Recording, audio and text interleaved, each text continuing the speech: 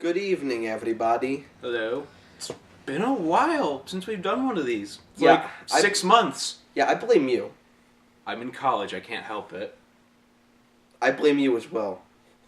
Matt's behind the camera. Say hi, Matt! I am not here. Yeah, he's not. This is all an illusion. Yeah. We've been in a mental institution since 1998. Anyway, well, being as though it's been a while since we've done a debate, I think it's time for another one. And this time we're going to be doing movies, specifically a movie on a certain comic book superhero. Brian? I'm going to be debating for Hawkeye Origins.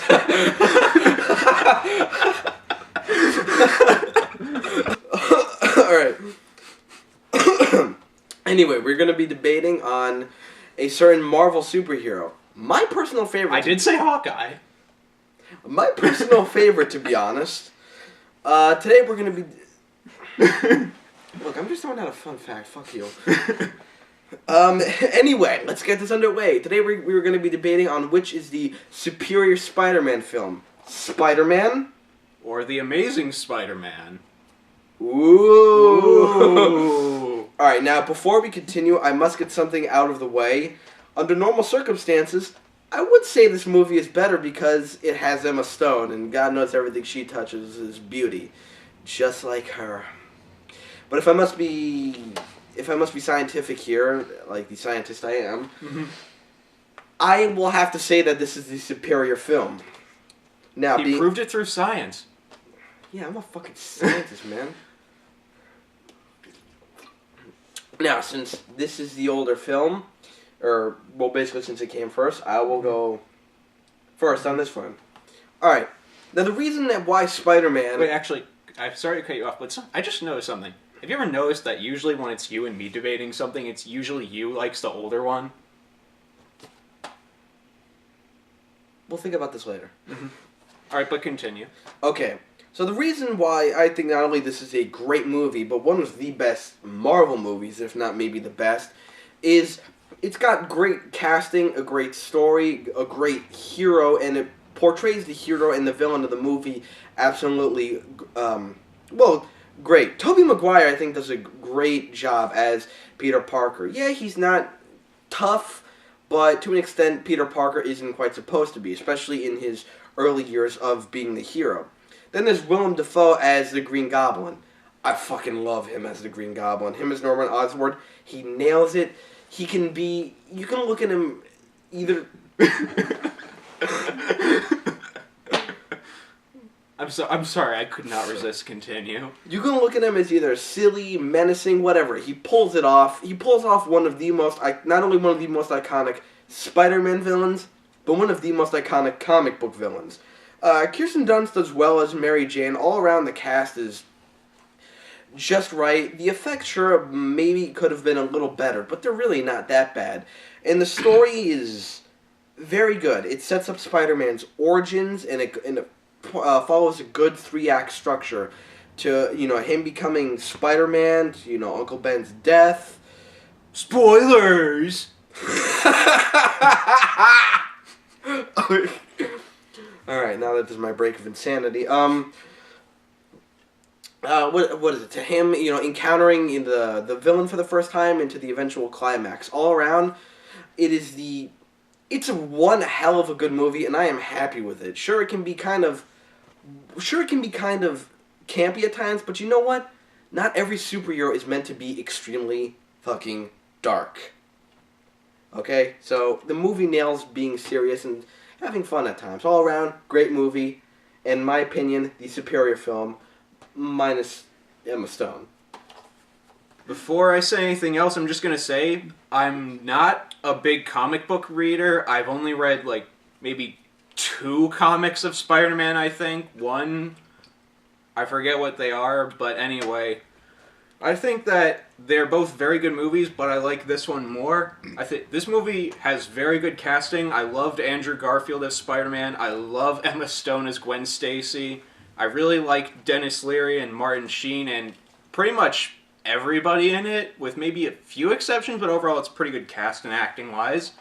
Story is pretty well done. I like some more things about it over the other one. And while there are, I admit, some things, yes, I know I am. While there are some things I admit I do like more about that movie, I overall like more things about this movie. More. That's it? Yep. Oh. Suck it, Anthony. New record! Alright, well let me tell you something, brother. Alright, but okay. Don't get me wrong. This movie is really damn good, and I also think this one is up there as one of the best Marvel movies. Maybe it's just me being a big Spider-Man fan. But all around, I felt the one reason the story in this one was better was sort of just because it flowed better. I felt this one followed being like a 3-act structure a lot better. There's his origins, there's the middle of the film, you know, him just, you know, fighting crime and encountering the villain, and then there's the climax. This one seemed really just like a setup to a big fight at the end, the big conclusion. In fact, the climax kind of just comes out of, just appears kind of. Like, there's the fight between Spider-Man and the Lizard at the school, and then Spider-Man follows the Lizard into the sewer, and then he finds out his plan. And that just has to, that's right there at the moment that that the Lizard is putting his final plan in action. The climax just kind of sort of came out of nowhere. It didn't really pace itself. The climax specifically. Overall, the movie is well paced, but the climax just sort of just popped out and happened. Another thing is the casting and characters are for the most part even, but and maybe this is being a bit biased, but the Lizard just does not kind of pales in comparison to the Green Goblin. Now, true, I could be looking at that not by the characters in the movies, but by the overall like villain. I like the Green Goblin way more, but and I understand this movie was probably trying to it wasn't trying to say anything against this movie, but it was probably trying to distance himself. And while I don't really like the Lizard, he is a good starting villain, but his origin story was kind of a bit cliched, and the villain was just not as good as Willem Dafoe as the Green Goblin. I have more to say, but you know what? There, your rebuttal. Okay, like, I can admit some of those I do somewhat agree with. The Lizard isn't really as good of a villain as the Green Goblin, and I don't really although I don't really completely agree with the whole climax coming out of nowhere thing, I can kind of see where you're coming from with that. But one reason why I like this movie more is because I think that the characters were overall better done. I love, like, Andrew Garfield. I think that he did better because he doesn't start out perfect as a superhero. Like, I like how he focused mainly on going after the specific guys who killed his uncle. And I also liked, in a weird way, at first, it didn't really, it kind of pissed me off that he didn't find the guy, but I think that in a way, that's actually a pretty cool thing they did because it shows that you can't win everything. Plus, Gwen Stacy actually does stuff to help in this movie, and various other things. Okay, I can't believe I forgot to say this right before, but another reason why the story is way better here is, I don't know why, I just don't know why. It's a big pet peeve of mine. I don't like how Spider-Man's father has to do with the story. That just shouldn't be, because then it just makes it seem like... See, one thing about Spider-Man is I always felt that he became a superhero because, he had the choice, and he became a hero out of a sense of responsibility. Here, though, it kind of feels like he feels like he has to save the world because his father was basically also a hero, tried to keep the formula away from Oscorp and all that. He's got to be like his dad. I never really liked that. I always thought I liked it better, Spider-Man having that sense of responsibility because, well, he caused the death of one of the people he cared about the most. That was one of the big flaws in this movie that almost made me not want to see it for some reason. Yeah, I'm not necessarily going to agree with that because while it was pretty much Spider-Man's father giving him the Spider-Man abilities, it was still his choice to be a superhero. But I mean, it kind of felt like I felt, I felt here, for the comics, for example, but mainly like here, I felt it was out of a sense of overall just responsibility. Like, it has to be done because it's the right thing to do. Here it's because, like, well, my father would have done it. I've got to do it too. I never really liked that. That was one of the biggest problems I had with the movie. Another thing is, this is going to be really odd, but sure, Andrew Garfield may be a bit more entertaining as Spider-Man because he's a bit like a smartass. But technically, when he's Peter Parker in the beginning, he doesn't nail it as well as Tobey Maguire. Like, I don't believe him as much as being like the nerd that gets picked on, and that's kind of weak. I think Tobey Maguire pulls that off a lot better. I sort of feel like Tobey Maguire is better as Peter Parker. Andrew Garfield is better as Spider-Man, which is kind of odd. And before we continue, I want to point out something really weird. Andrew Garfield looks a lot bigger than Tobey Maguire, yet when they're in that suit, it looks the opposite. He looks way smaller. Did you notice that? Sort of. Anyone, now that you point it out. Anyone else notice that? Maybe it was because of the CGI. Which... Although, I'm not really gonna agree with that either, because he did also act very awkward when he was in the beginning of the movie, and still throughout the movie, like when he first tried to talk to Gwen Stacy and a lot of other stuff. I just don't think he pulled it off as convincingly. I mean, everyone can have their moments where they're trying to, where they're nervous and can't really do anything. Like the scene where he basically reveals to Gwen who he is. Anyone in that situation could have been nervous and stuttering. Hell, wasn't there a scene just like that in Tim Burton's Batman where... Yes. Yeah, where Bruce Wayne is trying to, tell Vicky Vale basically who he is, and even he's stuttering and nervous and can't figure out what to say. Anyone would be like that.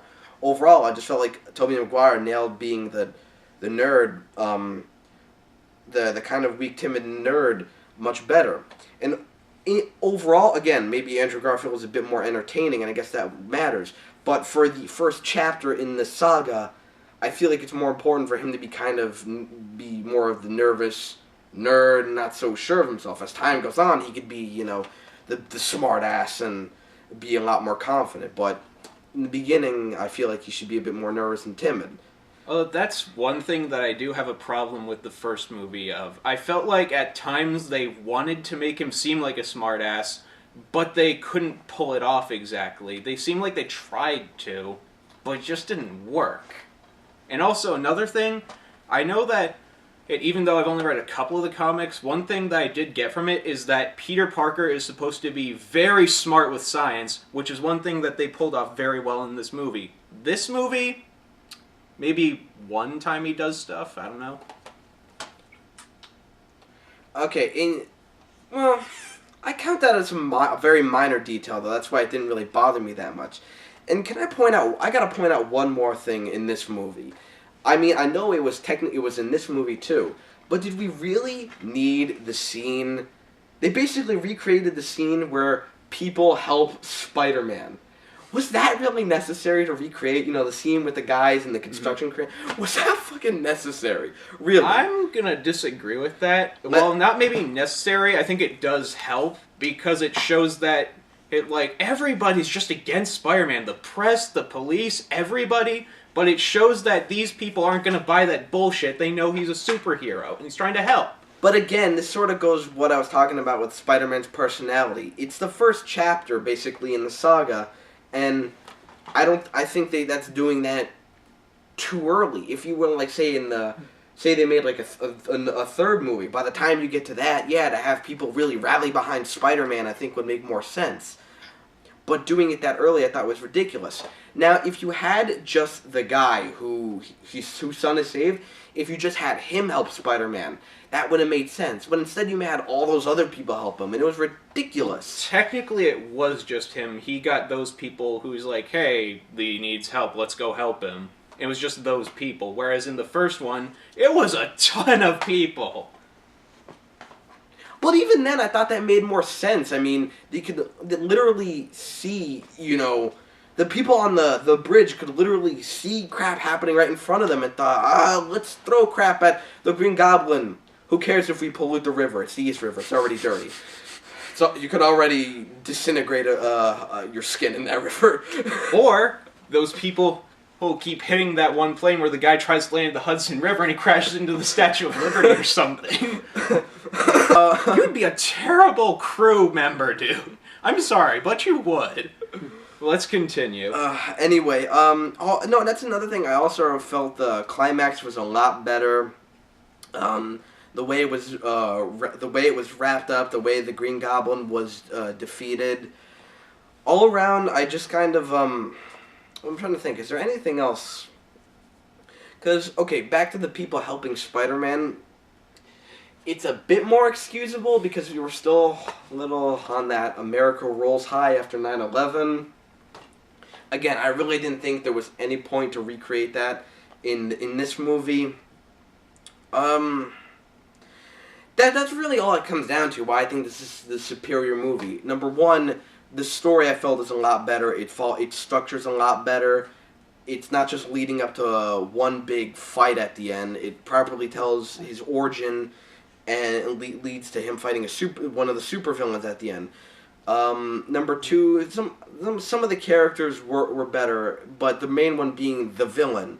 Not only do I just like the Green Goblin better, I thought Willem Dafoe did it just a lot damn better. He was way more interesting to watch, and I felt he really tested Spider-Man a lot better, and I felt the climax was better. So overall, it does come down to two main reasons, but two big main reasons. Just I find the story better, and I find the villain a lot better and more entertaining. There are other things in this movie I like better, like Emma Stone. God bless her soul.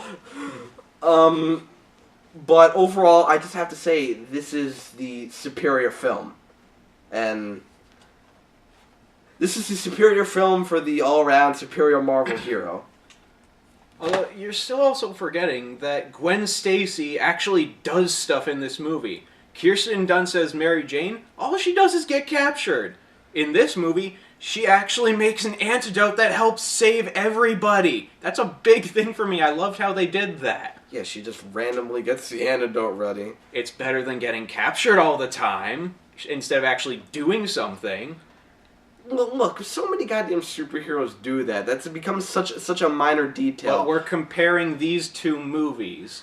Yeah, but that's why I'm so willing to let it slide in this one. I'm confused. Why are you letting it slide?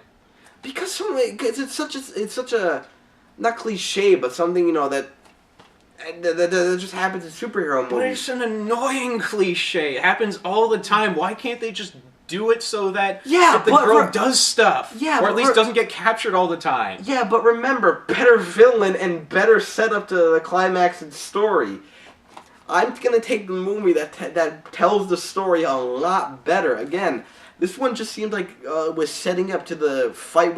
Really was just setting up to Spider-Man versus the Lizard at the end. Although I'm gonna disagree with the better story aspect, because I think this movie does drama a lot better in it while still being very funny, especially with the carjacker scene. That was great. There are moments where I feel like it's a bit too serious, and remember, like you could take. No, but there was still humor in it. You could take still a good amount of humor in it, so I think it balances out well. I'd have to say no. This movie balances it out a little better. As I was saying, you don't need to go really dark. I mean, but it doesn't go really dark. It just goes a little more serious. I don't see how that is all around just a better reason. Remember what I said earlier. Spider-Man isn't meant to be that serious all the time. It's not Batman. Yeah, I didn't read the comics. Well, only 2, so I'm not going by them. I'm just going by which was a better movie. Well, that doesn't. You don't have to read the comics. I mean, the point of the superhero should always sort of be there. That's okay. By point, I mean like just because you didn't read the comics doesn't mean you shouldn't say you're the guy making it. Just because you didn't read the comics doesn't mean you should go on and completely make some randomized version of that hero. You can turn that movie into your own vision, yeah, but the core principles still have to be there. But example, how would I know about it, what the core principles are, if I only saw that movie? Whereas that, for all I know, could be completely nothing like the comics, like from what I've heard. Well, actually, between which follows the comics more, it's actually, I feel like, up for debate. I'm not saying that it's a point. I'm just saying that's what I've heard. Yeah, I'm not going to really mention that because, again, which one follows the comics, I think, is better is actually kind of up for debate. And, like, one other character that I think was also done better, and I'm probably going to get a little hate for this, is Uncle Ben. Because I feel like that Peter spent a bit more time with him in this movie, so you got to know him a lot better. Yeah, but... Okay. Like, I will admit, there is the whole... Well, with great power comes great responsibility speech. Why didn't he say that? I am sorry. Now, I gotta point this out. I'm a guy who's actually kind of sick of hearing that line. With great power comes great responsibility. Fuck you, I'll do what I want. But, yeah, I'd be a terrible superhero. but, it's just, it was such an obvious thing. It's like, there's so many points in the movie where Uncle Ben could have said it, and he just doesn't. To the point where it becomes really distracting, kind of. I remember watching this movie with Steve for the first time. He had already seen it, but I was watching it for the first time. Saw it with him in theaters. And I remember thinking, I was like, "You're gonna say it. Just get it over with." Yeah, it's said so many times, but it's kind of to the point where just say it and get it out of the way. Not the whole movie. He doesn't ever say, with great power comes great responsibility. He was finding all these other ways to try to say it. And then the whole time I'm there just like, just fucking say the line. Even in that phone call at the end when he hears like the message from Uncle Ben. That was another thing that I liked a lot as an example of things for getting to know him more. And also, iffy, these debatable. These are two minor things, but two other things that I like a lot in this movie are, one, the music is very good in this movie. This one, it's good, but I just personally like the music in this one a little more. Didn't stand out. Either movie didn't stand out to me, so I can't say anything. And the other was, while I do personally prefer the him being able to shoot natural web thing more over the whole wrist-mounted things, because it makes more sense, because like he has spider powers but he can't shoot web by himself. Yep. But this one, I think that as I thought more about it, it's kind of a cool thing actually, because for one thing, like at the end fight with the lizard, he gets them broken, so it's like, oh shit, I can't rely on these things that are a major source of my power. Now what do I do? You punch him because Spider-Man still has super strength. Yeah, but as you saw, it still doesn't do much. You know what? That's what was it? Another thing I want to point out is that I felt some of the I felt the movie. Well, remember what I was saying, like how the movie just kind of feels like all it is building up to the big bad fight at the end. I even feel like even then it didn't do it as well as this movie. In this movie, Spider-Man has his encounters with the Green Goblin. They go on for a good amount of time, and I think it properly built up what happens at the end of the movie. In this one, I kind of felt like the fight on the bridge just kind of came and went. The fight in the sewer just kind of came and went. Well, he's also a really powerful villain. He was playing it smart rather than fighting him. Who? Spider-Man. Oh. Well, yeah, but he has to stop him. The lizard just kind of like... True, but on the bridge, the lizard more ran away. He wasn't trying to fight him. No, but that's my point. They could have... I felt that, they could have... The fights between them just kind of came and went. It felt like the only fight that really mattered between them was the climax. Well, and maybe the fight in the school. Right, I guess that is it. My closing argument, again... I was just about to say that I don't have anything else to say. Overall, I'm going to say the primary things I stand by are just... The story, I think, is told better. It's a better 3-act structure in this film. And the villain is just a lot better. There are minor things, other minor things I like about this. But overall, those are the big things, and why I say this is a superior film. And, well, yeah, those are overall why I feel like this is the superior film in my opinion. My closing argument is that I like the characters a lot more. I think the humor is better. I think that it has a better blend of humor and drama. And I think the story was overall much better told. But I think we can all agree this is better than both of the sequels to that movie. Yes, it is. Although, And that's not even me saying any of them are bad, although I like 3 and I don't like 2. I have my reasons. But, no, it just... I agree with him. I didn't like 2 as much, but that's for another thing. But yeah, overall, I could... I am not going to lie. I think we can all agree. We are excited for Amazing Spider-Man 2. Yeah. Long live Marvel's greatest hero. You mean Wolverine? Fuck your legs. Fuck your legs. No, my legs will fuck you. Although, before we sign out, there's just one thing I don't get. At the end of this movie, why is Gwen Stacy at school? Didn't she know it was Bring Your Daughter to Work Day?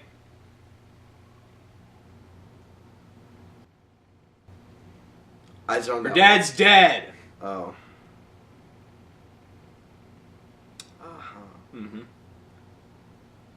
That is it. Wait. Fine, whatever. These are both very good movies, but I personally just like this one more. Yes, but as we all know, this is the superior one.